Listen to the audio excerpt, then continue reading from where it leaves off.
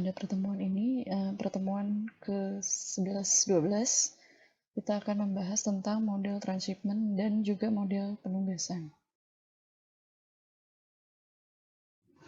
Materi yang akan dibahas pada pertemuan kali ini yaitu mengenai pengantar model transshipment, kemudian penyelesaian model transshipment, kemudian masuk ke model penugasan atau model assignment, dan juga metode Hungarian.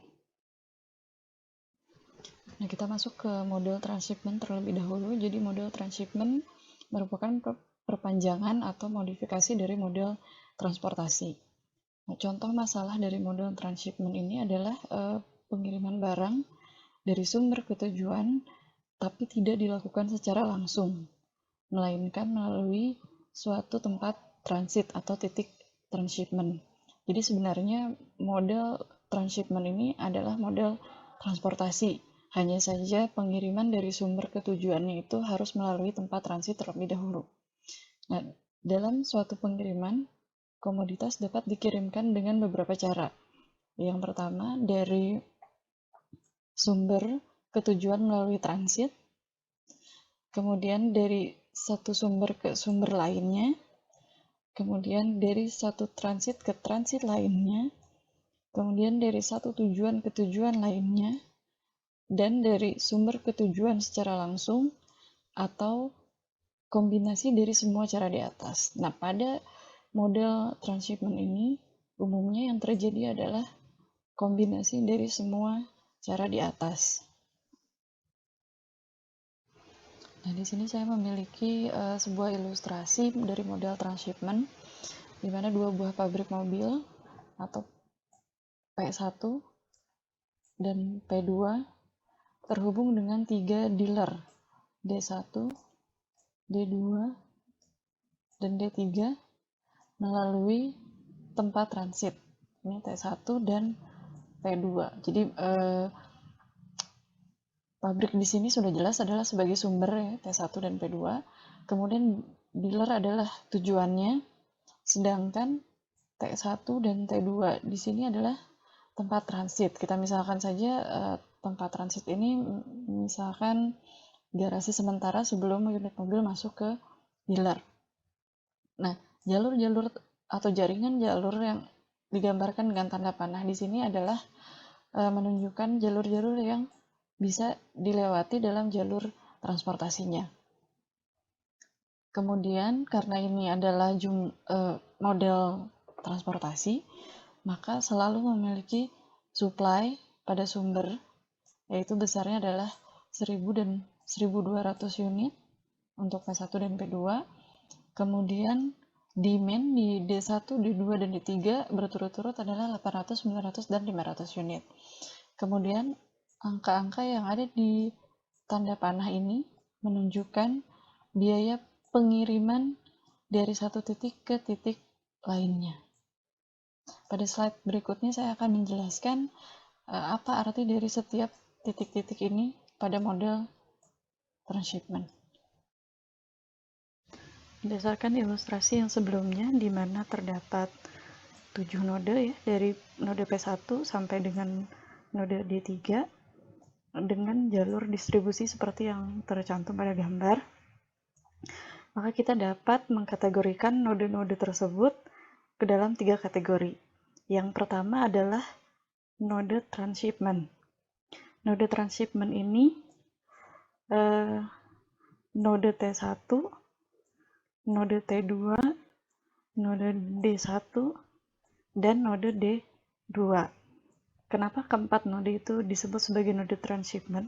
Karena pada 4 node tersebut terdapat tanda panah yang arahnya masuk ke dalam node tersebut dan juga yang arahnya keluar dari node tersebut. Contohnya seperti node T1, ada tanda panah yang arahnya masuk ke node T1. Di sini ada 2 tanda panah ya yang masuk, tapi ada juga tanda panah yang arahnya keluar dari node T1. Di sini ada 3 ya. 3 tanda panah yang arahnya keluar dari node T1.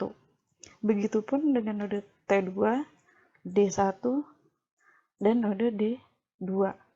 Maka keempat node tersebut disebut sebagai node transshipment. Kemudian kategori node yang kedua adalah supply node atau pure supply node. Pure supply node ini terdiri dari node P1 dan node P2 pada ilustrasi ini. Kenapa? Karena pure supply node itu hanya node-node yang memiliki tanda panah yang arahnya keluar saja. Seperti yang ini P1, hanya ada tanda panah yang mengarah keluar dari P1. Begitu juga dengan yang node P2. Sebagai catatan, tanda panah di sini ini bukan sebagai jalur distribusi ya. Jadi tanda panah di sini diabaikan saja. Kemudian kategori yang ketiga adalah pure demand node. Yang tergolong ke dalam pure demand node adalah node D3. Nah, node D3 kenapa disebut sebagai pure demand node? Karena hanya ada tanda panah yang arahnya masuk ke node D3. Nah, yang perlu diperhatikan, walaupun node D1 dan D2 adalah sumber sebenarnya, adalah node tujuan sebenarnya, tapi bukan sebagai pure demand node di sini. Kenapa? Karena dari node D1, produk itu bisa disalurkan lagi ke D2. Kemudian dari D2, produk bisa disalurkan lagi ke D3. Jadi D1 dan D2 di sini tidak disebut sebagai pure demand node karena produk dari D1 dan D2 masih bisa disalurkan ke tujuan yang terakhir, dan tujuan yang terakhir di sini adalah node D3 karena hanya memiliki tanda panah yang arahnya masuk ke node D3. Sebagai catatan juga, tanda panah yang ada di ujung-ujung sini juga diabaikan karena ini bukan jalur distribusi. Nah, jika kita sudah dapat mengklasifikasikan kategori-kategori node dari ilustrasi tersebut, maka model transshipment bisa dirubah menjadi model transportasi seperti yang telah dipelajari pada materi sebelumnya. Nah, model transportasi dari ilustrasi ini yaitu model transportasi dengan 6 sumber, yaitu P1, P2, T1, T2, D1, dan D2, dan dengan 5 tujuan, yaitu T1, T2, D1, D2, dan D3. Kenapa ada 6 sumber? Karena ke-6 node ini adalah node-node yang memiliki tanda panah yang arahnya keluar dari node tersebut. Jadi semua node yang memiliki tanda panah yang arahnya keluar dari node tersebut kita jadikan sebagai sumber. Kemudian ada 5 tujuan, karena kelima node ini adalah node-node yang memiliki tanda panah yang arahnya masuk ke node tersebut. Jadi semua node yang memiliki tanda panah yang arahnya masuk ke dalam node tersebut dijadikan sebagai tujuan. Nah, kalau diperhatikan, node transshipment di sini yaitu node T1, T2, D1, dan D2 berperan ganda, baik sebagai sumber maupun sebagai tujuan. Nah, karena di setiap model transportasi, pada tabel model transportasi, kita harus menentukan supply dari sumber dan demand dari tujuan. Maka untuk model transportasi ini, kita harus menentukan supply yang pertama itu pada pure supply node, yaitu node P1 dan P2. Nilai supply-nya adalah sama dengan nilai supply original. Yang dimaksud dengan supply original di sini adalah supply yang memang sudah diketahui dari ilustrasi tadi. Kalau dari ilustrasi tadi, pabrik 1 itu supply-nya 1000 unit dan pabrik 2 itu 1200 unit. Maka inilah yang menjadi supply pada pure supply node P1 dan P2. Kemudian yang berikutnya kita menentukan demand pada pure demand node, yaitu node D3. Nah, demand pada node D3 itu sama dengan dengan demand original. Nah, demand original ini adalah demand yang sama ya seperti tadi sudah diketahui dari ilustrasi. Nah, dari ilustrasi diketahui bahwa node D3 itu demand-nya adalah 500 unit, maka itulah yang menjadi demand pada pure demand node. Yang berbeda dari model transportasi yang sebelumnya adalah adanya transshipment node. Dan transshipment node ini karena dia berperan ganda baik sebagai sumber dan tujuan, maka dia seolah-olah dinyatakan memiliki supply dan demand. Jadi supply dan demand-nya harus ditentukan. Nah, untuk supply pada transshipment node T1, T2, D1, dan D2, supply-nya adalah supply original ditambah dengan nilai buffer. Supply original untuk node transshipment itu adalah supply yang diketahui dari ilustrasi, tapi nilainya adalah 0. Kenapa 0? Karena sebenarnya node-node ini adalah hanya node perantara.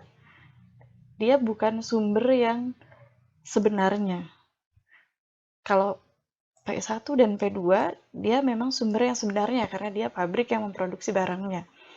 Tetapi T1, T2, D1, D2 ini bukan sumber yang sebenarnya. Jadi sebenarnya tidak memiliki supply original. Karena keempat node ini tidak memproduksi barang apapun, tidak punya kapasitas apapun untuk memproduksi barang. Maka supply originalnya adalah 0. Makanya di sini supply originalnya 0 semua ya di keempat node ini. Nah, sedangkan nilai buffer atau nilai penyangga ini nanti akan saya jelaskan di slide berikutnya. Nah, jadi di sini kalau lengkapnya supply pada transshipment node itu 0 ditambah nilai buffer semuanya untuk keempat node. Kemudian demand pada transshipment node. Jadi demand untuk T1, T2, D1, dan D2 adalah demand original ditambah dengan nilai buffer. Nah, demand original sama seperti tadi pengertiannya adalah demand yang seharusnya sudah diketahui dari ilustrasi. Nah, khusus untuk T1 dan T2, demand originalnya adalah 0, karena dia sebenarnya hanya node transit dan bukan sebagai tujuan akhir. Maka dia sebenarnya tidak punya demand. Maka di sini demand original untuk T1 dan T2 adalah 0. Tetapi untuk D1 dan D2, walaupun dia node transshipment, bukan pure demand node, tapi dari ilustrasi kita tahu dia punya demand, yaitu 800 unit dan 900 unit. Maka di sini demand originalnya itu tidak 0. Dan tetap harus ditambahkan dengan nilai buffer untuk masing-masing node. Nah, jika tadi sudah disebutkan bahwa ada yang namanya nilai buffer, jadi nilai buffer itu adalah nilai penyangga atau nilai yang sedemikian sehingga membuat sejumlah pasokan original atau permintaan original dapat melewati node transshipment.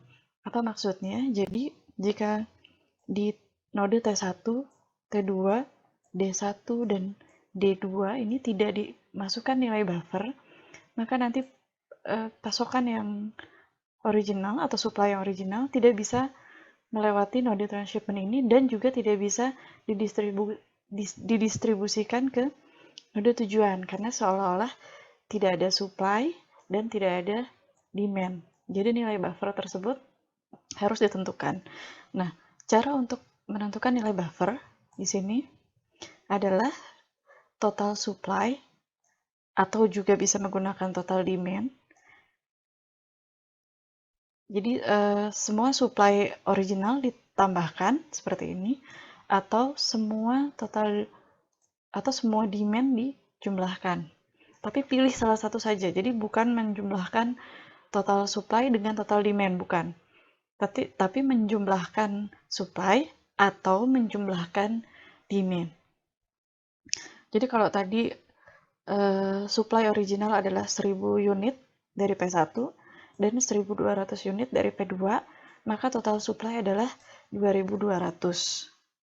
Atau tadi demand dari D1 adalah 800 unit, kemudian ditambahkan dengan demand dari D2 900 unit, dan ditambahkan dengan demand dari D3 500 unit, maka total demand-nya adalah 2200. Nah, 2200 inilah yang menjadi nilai buffer. Nah, setelah kita menentukan supply dan demand dari semua node, maka kita bisa membentuk tabel model transportasi seperti ini. Jadi ada 6 sumber dengan 5 tujuan. Nah, kalau kita lihat dari baris yang pertama ya, di sini sumbernya adalah P1. P1 itu bisa menuju ke T1 dan T2. Maka di sini ada dari P1 ke T1 dan ke T2. Nah, kenapa dari P1 ke D1 dan D2 serta D3 itu kotaknya saya blok di sini ya, yang berwarna kotak-kotak yang berwarna hitam ini berarti di blok. Karena dari ilustrasi yang kita punya, kita tidak punya jalur distribusi dari P1 langsung ke D1, D2 dan D3. Tidak ada jalurnya. Maka kotak yang di sini harus di blok. Artinya ini tidak bisa kita isikan XIJ-nya di dalam model transportasi. Jadi kotak-kotak ini tidak perlu diisi nanti. Dan kenapa di sini biaya distribusinya disebut sebagai M? M adalah bilangan positif yang sangat besar. Artinya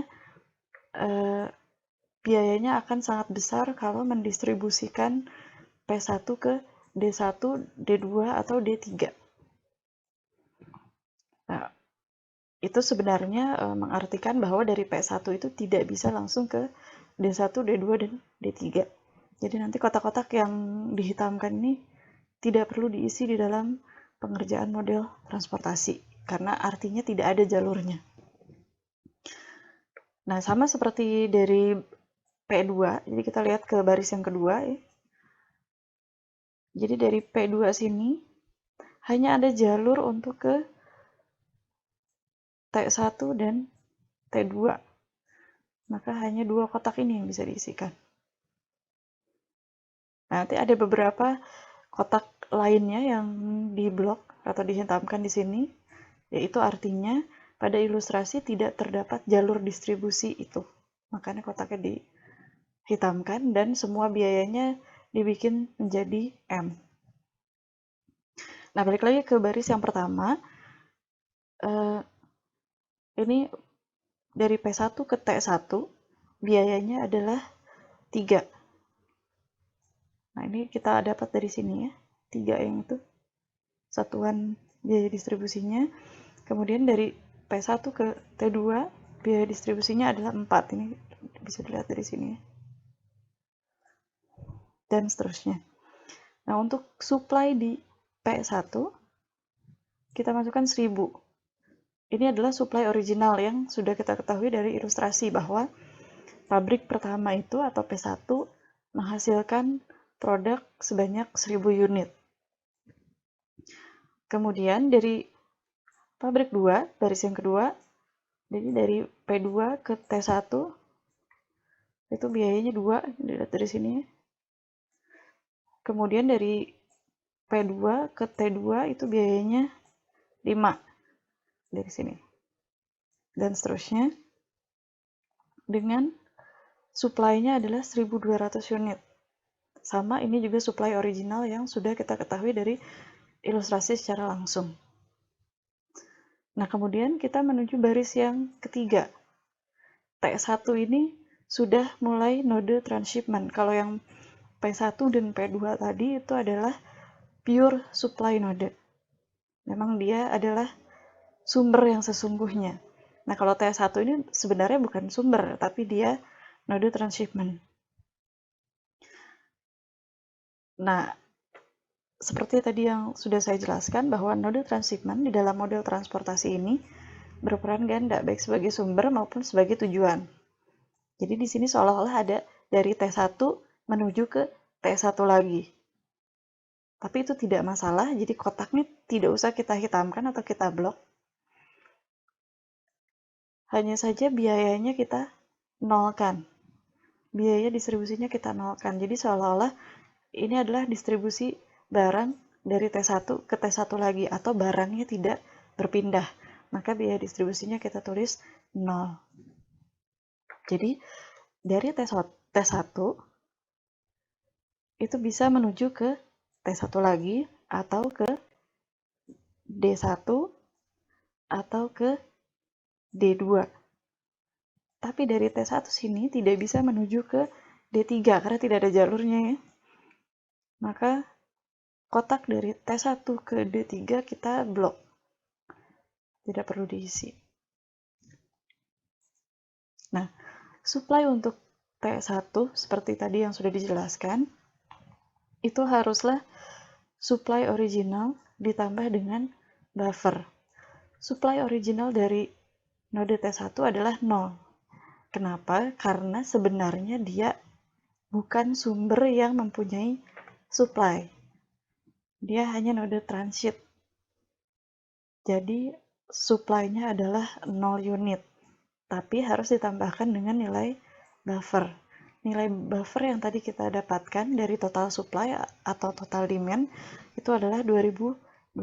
Jadi 0 ditambah 2200 sama dengan 2200. Jadi supply dari node T1 adalah 2200.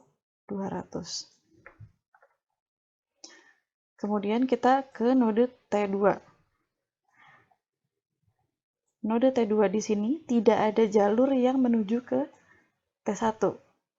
Jadi yang ada hanya jalur T1 ke T2, tapi tidak ada T2 ke T1. Maka kotak dari T2 ke T1 harus kita blok. Nah, dari T2 ke T2 lagi tidak kita blok, tapi biayanya kita nolkan. Kemudian dari T2 ke D1, kita lihat ya dari sini, ke D1 itu tidak ada jalurnya. Maka kotaknya harus kita blok.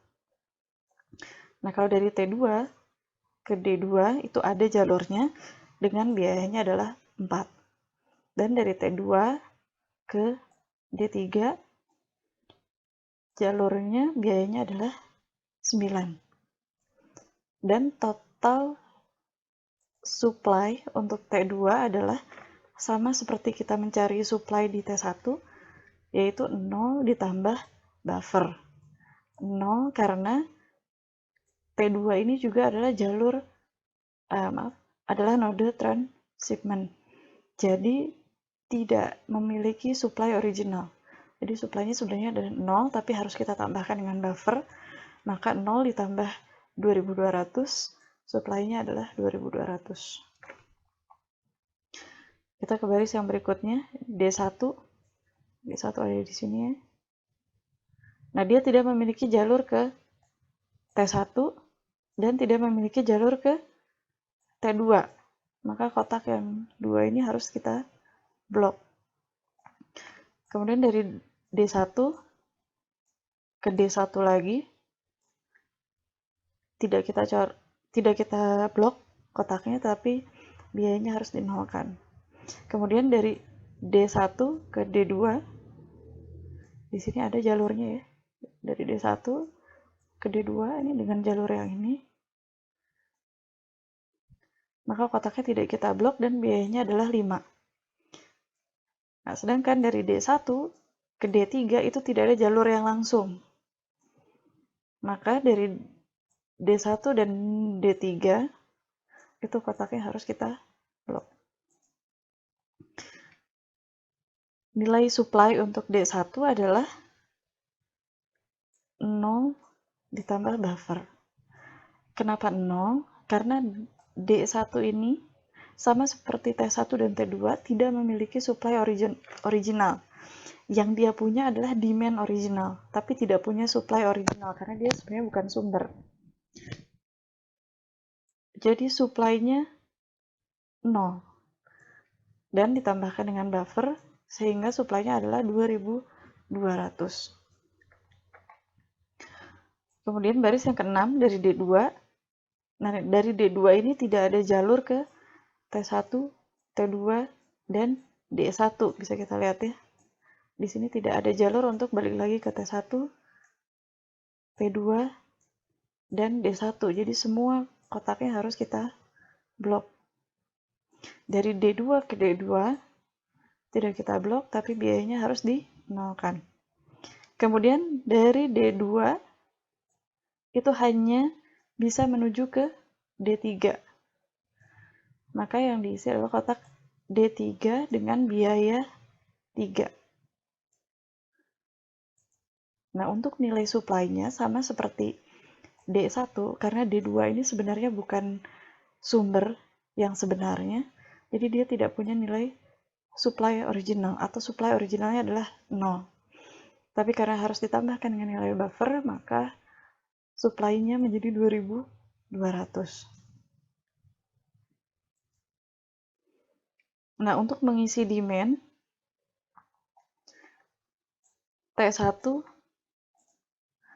dan T2 sebagai tujuan juga tidak memiliki demand original. Karena sebenarnya dia hanya titik transit. Jadi demand originalnya pun 0. Tetapi karena harus ditambahkan dengan buffer, maka demand T1 dan demand T2 menjadi sama dengan 2200.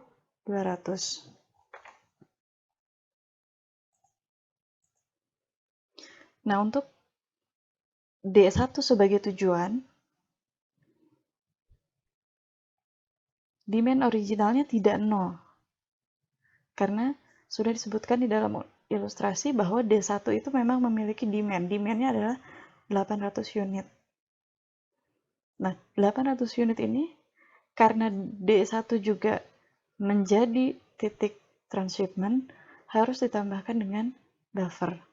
Sehingga 800 ditambah 2200 sama dengan 3000. Jadi demand di node D1 itu adalah 3000. Nah, pada node D2 sebagai tujuan, sama seperti D1, D2 ini juga memiliki demand original yang sudah disebutkan yaitu 900 unit. Nah, tapi karena D2 ini juga menjadi titik transit, maka tetap harus ditambahkan dengan nilai buffer. Sehingga 900 ditambah dengan 2200, demand-nya adalah menjadi 3100. Nah, kemudian pada node yang terakhir yaitu D3, karena D3 ini merupakan pure demand node, maka dia hanya memiliki demand original. Demand original dari D3 seperti yang sudah disebutkan di dalam ilustrasi adalah 500. Nah, jika tabel model transportasinya sudah lengkap seperti ini, kita sudah memiliki tabel model transportasi yang lengkap, semua supply sudah ditentukan, semua demand sudah ditentukan, maka model transshipment tadi bisa kita selesaikan dengan menggunakan tabel model transportasi dengan metode-metode untuk model transportasi. Dengan menggunakan tabel model transportasi dari slide sebelumnya, maka sebagai latihan, silakan selesaikan ilustrasi model transshipment dengan menggunakan metode model transportasi. Silakan menggunakan metode FAM atau metode Vogel, dan latihan ini nantinya akan dikumpulkan. Setelah model transshipment, kita masuk pada model penugasan atau assignment model. Model penugasan ini masih modifikasi dari model programmer linear dan juga serupa dengan model transportasi. Tetapi jika dibandingkan dengan model transportasi, terdapat perbedaan antara model assignment dengan model transportasi. Perbedaannya adalah kalau pada model penugasan, penawaran atau supply di tiap sumber dan permintaan atau demand pada tiap tempat tujuan itu hanya satu unit saja. Jadi supply pada satu sumber hanya untuk demand pada satu tujuan. Kemudian model penugasan ini sumber dan tujuannya umumnya adalah, contohnya ya, adalah karyawan sebagai sumber dengan pekerjaan sebagai tujuannya. Atau bisa juga dalam model penugasan itu pekerjaan sebagai sumber dengan mesin sebagai tujuan. Jadi model penugasan ini intinya adalah untuk menempatkan karyawan pada pekerjaan tertentu atau untuk menempatkan suatu pekerjaan pada mesin atau unit kerja tertentu.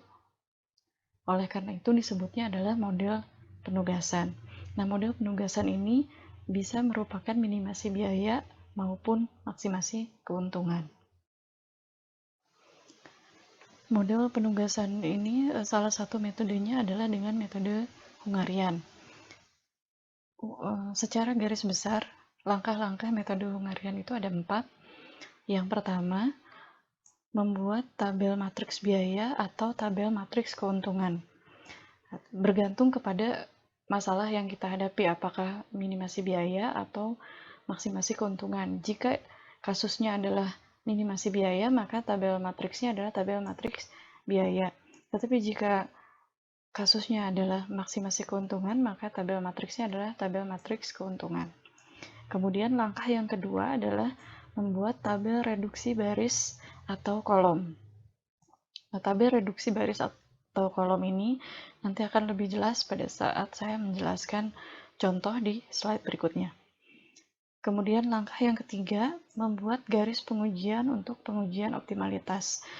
Jadi pengujian optimalitas pada metode Hungarian ini adalah dengan cara membuat garis pengujian.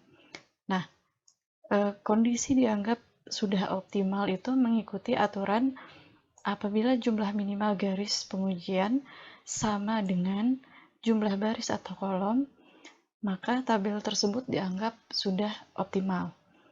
Nanti garis pengujian juga akan lebih jelas pada penjelasan di contoh. Kemudian langkah yang keempat adalah jika dari langkah 3 pengujian optimalitas ternyata belum optimal, maka pada langkah keempat jika belum optimal dilakukan revisi tabel, kemudian kembali ke langkah 3. Jadi kalau kita membandingkan dengan metode simplex, ada sedikit persamaan, atau secara garis besar masih ada persamaan, di mana masih ada langkah untuk uji optimalitas dan ada langkah untuk iterasi. Melakukan revisi tabel di sini analog dengan langkah iterasi pada simplex. Nah, saya akan memberikan contoh untuk model penugasan dengan masalahnya adalah masalah minimasi. Ilustrasinya adalah suatu perusahaan mempunyai 4 pekerjaan yang berbeda untuk diselesaikan oleh 4 karyawan dengan biaya penugasan yang berbeda-beda karena adanya perbedaan kualifikasi masing-masing pekerja dan perbedaan beban kerja. Biaya penugasan adalah seperti yang tercantum pada tabel berikut. Jadi A, B, C, dan D di sini adalah karyawan ya. Jadi ada 4 karyawan dari A sampai D. Kemudian 1, 2, 3, dan 4 adalah pekerjaannya. Nah, yang ada di tabel-tabel di sel dalam tabel adalah biaya penugasan. Ini artinya tabel dibaca jika karyawan A ditempatkan pada pekerjaan 1, maka upahnya adalah Rp15 per satuan unit. Jika karyawan A ditempatkan pada pekerjaan 2, maka upahnya adalah Rp20 per satuan unit. Jika karyawan A ditempatkan pada pekerjaan 3, maka upahnya adalah Rp18 per satuan unit, dan seterusnya. Nah, tabel inilah yang kita jadikan acuan untuk membuat tabel matriks biaya. Nah, ini adalah tabel matriks biaya yang sebenarnya hampir sama dengan tabel yang tadi sudah ada pada ilustrasi ya. Jadi intinya tabel matriks biaya adalah tabel yang merangkum setiap biaya yang keluar untuk mempekerjakan masing-masing pekerja pada tiap-tiap pekerjaan. Nah, kita masuk ke langkah yang kedua dari metode Hungarian, yaitu membuat tabel reduksi baris atau kolom. Cara untuk membuat tabel reduksi baris atau kolom adalah dari tabel matriks biaya atau matriks keuntungan, kita pilih biaya terkecil dari setiap baris atau kolom. Kemudian kurangkan biaya terkecil tersebut pada seluruh sel baris atau kolom tersebut. Nah, akan saya contohkan cara membuat tabel reduksi, dan yang saya contohkan sekarang adalah tabel reduksi baris ya. Jadi kita melihatnya dari per baris. Nah, di sini kita punya tabel matriks biaya yang tadi. Dari tabel matriks biaya, kita lihat masing-masing baris. Baris yang pertama, baris A, kita lihat biaya yang terkecil adalah Rp15. Ini ya, biaya yang terkecil, maka semua sel pada baris A ini kita kurangkan dengan angka 15. Jadi 15 dikurangi 15 sama dengan 0, kemudian 20 dikurangi 15 sama dengan 5, kemudian 18 dikurangi 15 sama dengan 3, kemudian 22 dikurangi 15 sama dengan 7. Nah, baris yang kedua pun sama. Kita lihat biaya yang terkecilnya adalah 14, maka seluruh sel pada baris B dikurangi 14. 16 kurangi 14, 2, 21 kurangi 14, 7, 17 kurangi 14, 3. Pada baris C, diberlakukan sama, tetapi kalau kita lihat di sini ada dua biaya terendah dengan angka yang sama, yaitu 20, maka itu tidak menjadi masalah ya. Jadi yang terkecilnya adalah 20, maka semuanya kita kurangkan dengan 20. Nah, menjadi seperti ini. Kemudian baris yang keempat juga sama, yang terkecilnya adalah 16, maka semua sel dikurangi 16.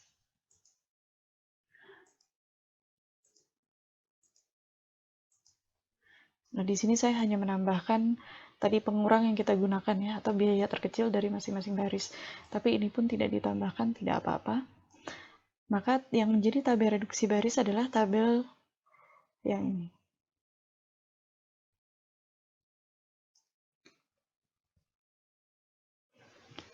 Nah, kemudian kita masih ada di langkah yang kedua.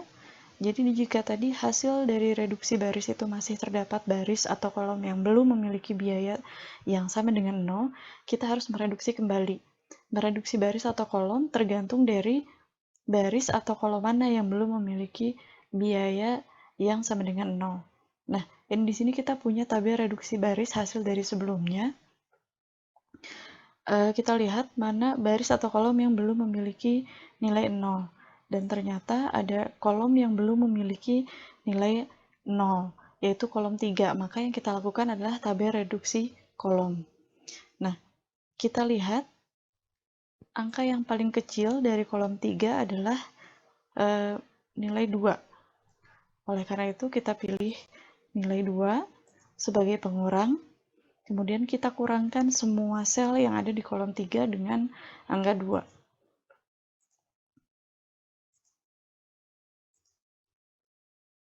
Nah, setelah ini kita mendapatkan tabel reduksi kolom dengan semua baris dan kolomnya sudah ada yang memiliki nilai 0. Ya, ini kolom 1 sudah memiliki nilai 0, kolom 2, kolom 3, dan kolom 4, begitupun setiap baris sudah memiliki nilai 0. Ada yang memiliki nilai 0. Ya, semua baris dan kolom sudah ada yang memiliki nilai 0.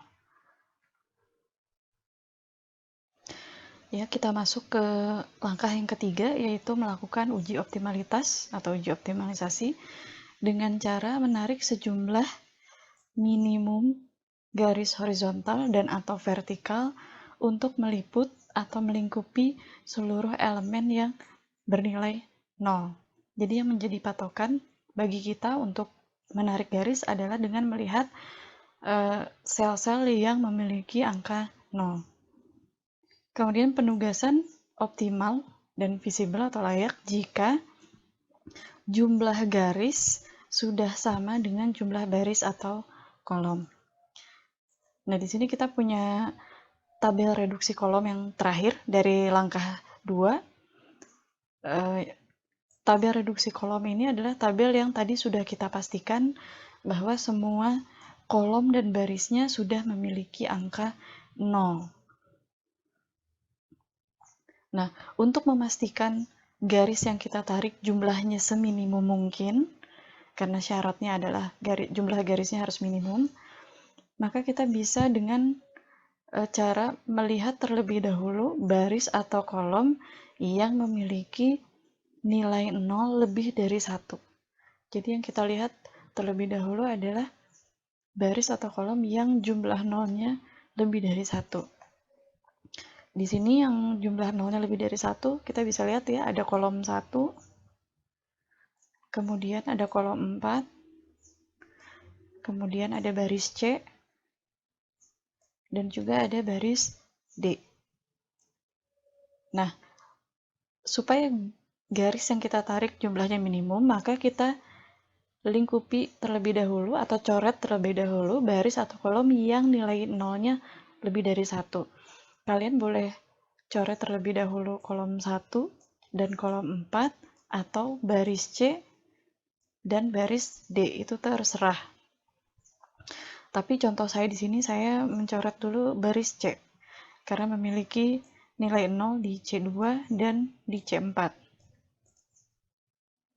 Kemudian contoh saya yang berikutnya adalah dengan mencoret baris D karena memiliki nilai 0 di sel D3 dan D4.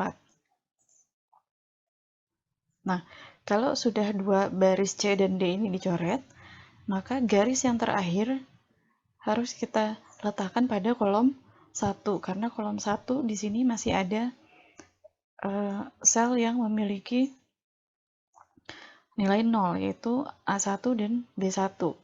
Maka kita bisa tarik garis vertikal untuk mencoret kolom pertama. Nah, semua angka 0 sudah terlingkupi oleh garis. Berarti kita tidak boleh menambahkan lagi garis. Garis yang kita tambahkan di sini, yaitu 3 garis, ini sudah merupakan jumlah garis yang minimum. Nah, kemudian kita kembali lagi ke aturan penugasan optimal dan visible, yaitu jumlah garis sama dengan jumlah baris atau kolom. Nah, jumlah garis yang kita coret di sini ada 3 garis, tetapi jumlah kolomnya ada 4, jumlah barisnya ada 4, dan jumlah kolomnya ada 4. Jadi jumlah garis yang kita tarik belum sama dengan jumlah baris atau kolom. Berarti ini belum optimal dan visible. Karena pada langkah 3 solusi yang didapatkan adalah belum optimal, maka kita lanjutkan ke tahap yang keempat untuk merevisi tabel. Nah, untuk merevisi tabel ini, dari tabel terakhir pada uji optimalitas, di mana kita sudah menarik 3 garis tadi ya, kita lihat bahwa di tabel yang terakhir ini ada angka-angka yang belum tercoret oleh garis. Nah, area ini adalah area yang belum terliput oleh garis. Nah, dari area yang belum terliput oleh garis ini, kita pilih satu angka yang nilainya paling kecil. Pada area ini yang nilainya paling kecil adalah angka 1. Maka angka 1 ini kita jadikan pengurang untuk angka lainnya, untuk semua angka yang ada di dalam area yang belum terliput garis. Maka 1 dikurangi 1 menjadi 0, kemudian 5 dikurangi 1 menjadi 4, 7 dikurangi 1 menjadi 6, 2 dikurangi 1 menjadi 1, 5 dikurangi 1 menjadi 4, dan 3 dikurangi 1 menjadi 2.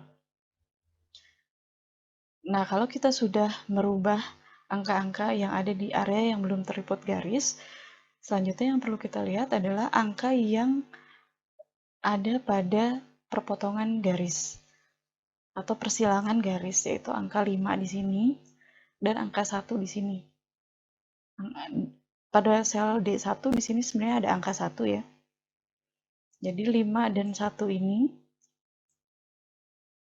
kita tambahkan dengan angka 1 tadi. Jadi bukan dikurang tapi ditambahkan.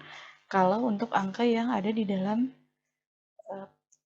persilangan garis, maka 5 ditambah 1 menjadi 6 dan 1 ditambah 1 menjadi 2. Maka angka yang ada di sini sudah berubah.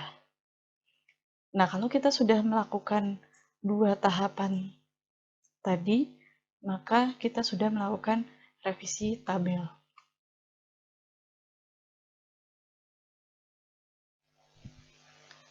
Setelah melakukan revisi tabel, maka kita harus kembali lagi ke langkah 3, yaitu melakukan uji optimalitas atau tes optimalisasi dengan menarik sejumlah minimum garis horizontal dan atau vertikal untuk meliput seluruh elemen bernilai 0. Jadi kita mengulang lagi langkah yang ketiga dengan cara yang sama, tetapi yang perlu kita lihat di sini yang angka 0 yang belum terliput hanya ada satu, yaitu di sel A3. Ya, jadi garis yang kita tambahkan hanya satu garis, entah itu garis horizontal atau garis vertikal. Sebenarnya sama saja. Nah, yang saya contohkan di sini adalah saya menarik garis horizontal pada baris A. Nah, dengan saya menambahkan garis horizontal pada baris A, maka jumlah garis minimum bertambah dari yang sebelumnya adalah 3 menjadi 4, karena ditambah dengan garis yang ini. Nah, karena jumlah garis sudah sama dengan jumlah baris atau kolom, maka matriks penugasan optimal sudah tercapai. Maka kondisi ini sudah tercapai kondisi optimal, karena jumlah garis minimum sudah sama dengan jumlah baris atau jumlah kolom.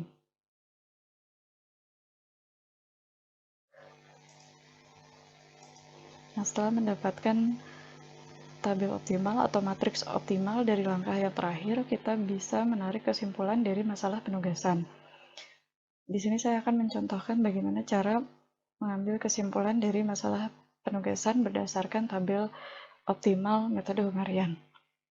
Jadi yang perlu kita perhatikan di matriks optimal ini adalah sel-sel yang berisi angka 0. Jadi di sini ada sel A1, sel A3, B1, C2, C4, D3, dan D4 yang bernilai 0.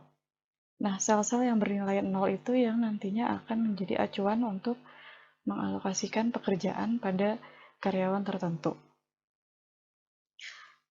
Karena dalam satu baris ini bisa terdapat lebih dari satu sel yang nilainya 0, maka kita prioritaskan dulu yang dalam satu baris hanya ada satu sel yang memiliki nilai 0. Misalkan pada baris B atau baris kedua, di sini hanya ada sel B1 yang memiliki nilai 0, maka kita dahulukan untuk mengalokasikan pekerjaan 1 ke karyawan B.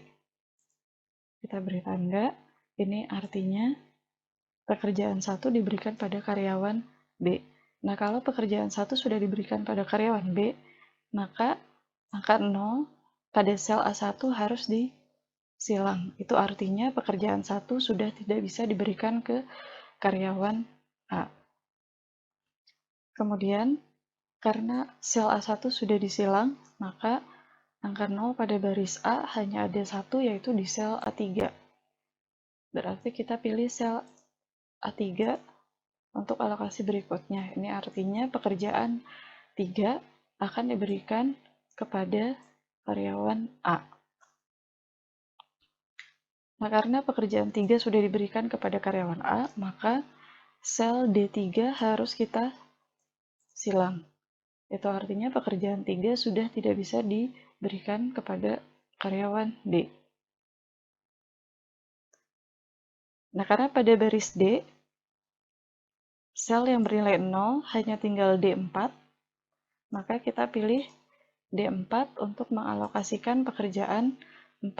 Jadi artinya pekerjaan 4 diberikan kepada karyawan D. Kemudian sel C4 harus kita silang karena pekerjaan 4 sudah tidak bisa diberikan kepada karyawan C.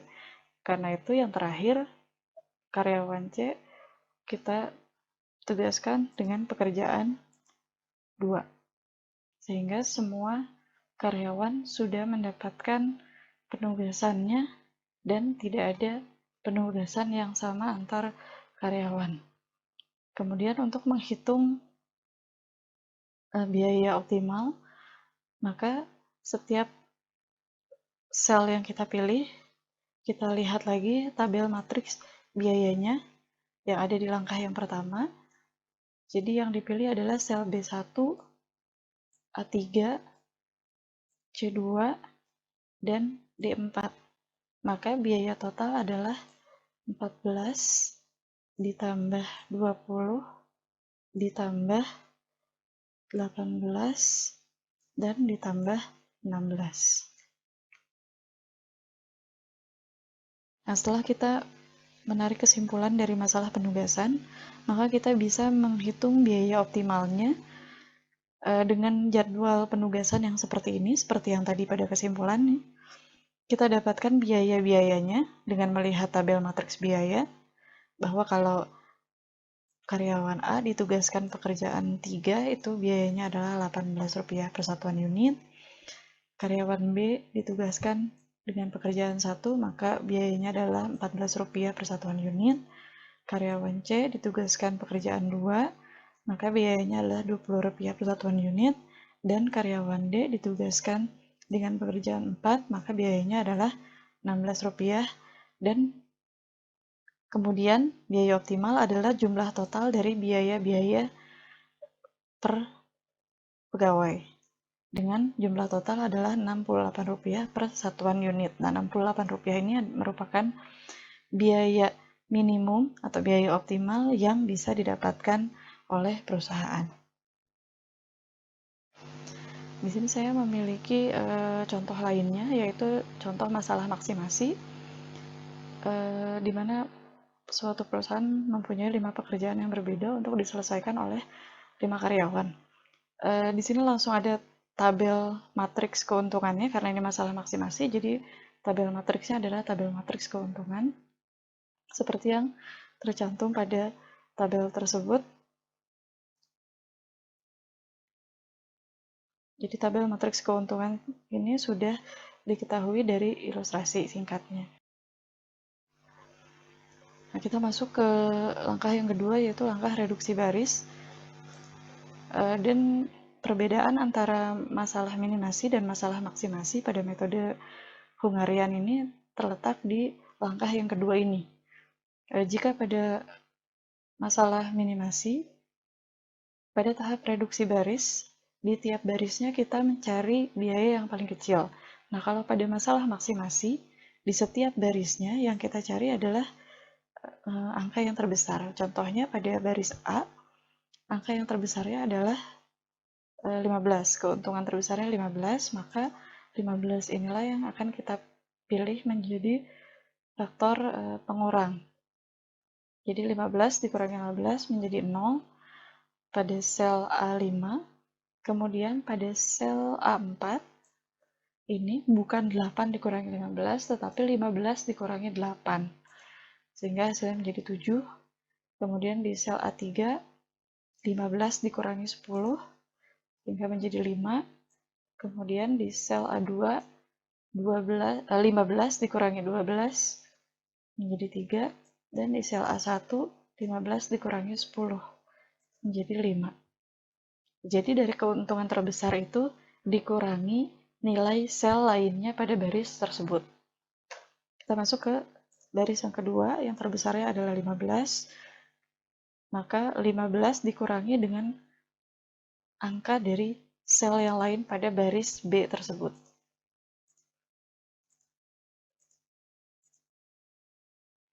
Masuk baris C, yang terbesarnya ada 12, maka 12 dikurangi dengan setiap angka pada sel di baris C. Masuk ke baris D, yang terbesarnya adalah 16, maka 16 dikurangi oleh setiap angka pada masing-masing sel di baris D.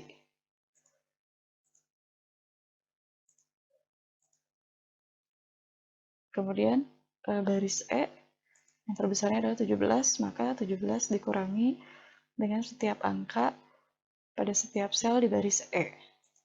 17 kurangi 17, 17 dikurangi 10, 17 dikurangi 13, 17 dikurangi 14, dan 17 dikurangi 11. Nah, ini menjadi tabel reduksi baris untuk masalah maksimasi.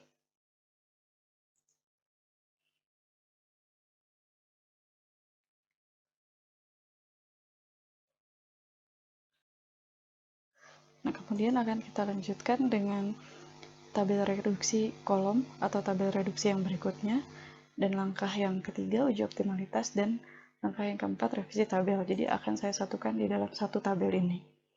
Untuk tabel reduksi kolom atau reduksi baris yang selanjutnya setelah reduksi baris yang pertama, itu caranya sama seperti pada kasus minimasi, di mana kita melihat angka yang paling kecil dari masing-masing kolom atau baris, kemudian angka tersebut menjadi faktor pengurang untuk angka-angka lain yang ada di kolom atau baris tersebut. Kita bisa ambil contoh untuk kolom yang ketiga di sini. Yang terkecilnya adalah angka 3, maka 3 menjadi faktor pengurang. Jadi 3 dikurang 3 menjadi 0, kemudian 5 dikurang 3 menjadi 2, 6 dikurangi 3 menjadi 3, 5 dikurang 3 menjadi 2, 8 dikurang 3 menjadi 5. Nah, begitupun dengan kolom yang kedua dan kolom yang pertama, karena kedua kolom tersebut belum memiliki angka nilai 0 pada kolomnya. Jadi untuk kolom yang kedua kita pilih angka 1, karena ini yang paling kecil, kemudian angka 1 menjadi faktor pengurang untuk angka yang lainnya pada kolom 2. 1 dikurangi 1, 3 dikurangi 1, kemudian 5 dikurangi 1, 4 dikurangi 1, dan 4 dikurangi 1.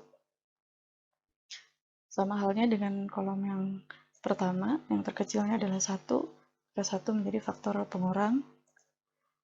5 kurangi 1, 3 kurangi 1, 3 kurangi 1, dan 7 dikurangi 1. Nah, semua baris dan kolom sudah memiliki angka 0, berarti kita bisa melakukan angka yang ketiga, yaitu uji optimalitas dengan cara menarik garis pengujian. Untuk menarik garis pengujian, kita harus melihat baris atau kolom yang memiliki angka 0 yang lebih dari 1. Jadi kita dahulukan untuk menarik garis di kolom dan baris tersebut. Jadi saya mulai dari baris E, karena ada 2 angka 0 di sini. Kemudian baris D, karena juga ada 2 angka 0. Kemudian ada baris B, dan pada kolom 5. Nah, ini adalah garis minimum untuk meliput semua angka 0 yang ada pada kolom dan baris, tetapi jumlahnya baru 4. Jadi 1 garis, 2, 3, dan 4. Jadi bisa disimpulkan bahwa tabel ini belum optimal. Nah, karena belum optimal, berarti kita harus melakukan revisi tabel, yaitu langkah yang keempat. Berarti yang harus kita perhatikan adalah area yang belum terliput oleh garis, ya, baris A dan baris C, juga sel-sel yang dilewati oleh persilangan garis. Jadi sel B5, sel D5, dan sel L5. Nah, dari area yang belum terliput oleh garis, kita pilih angka yang paling kecil yaitu 2, maka 2 menjadi elemen reduksi. Maka ini 2 dikurangi 2 menjadi 0, 4 dikurangi 2 menjadi 2, 2 dikurangi 2 menjadi 0, 7 dikurangi 2 menjadi 5, 2 dikurangi 2 menjadi 0, 3 dikurangi 2 menjadi 1, 2 dikurangi 2 menjadi 0, dan 4 dikurangi 2 menjadi 2. Kemudian untuk sel yang dilewati persilangan garis harus ditambahkan elemen reduksi. Jadi menjadi 2 ditambah 2 menjadi 4, 5 ditambah 2 menjadi 7, dan 0 ditambah 2 menjadi 2. Nah, ini adalah hasil revisi, tabel hasil revisi.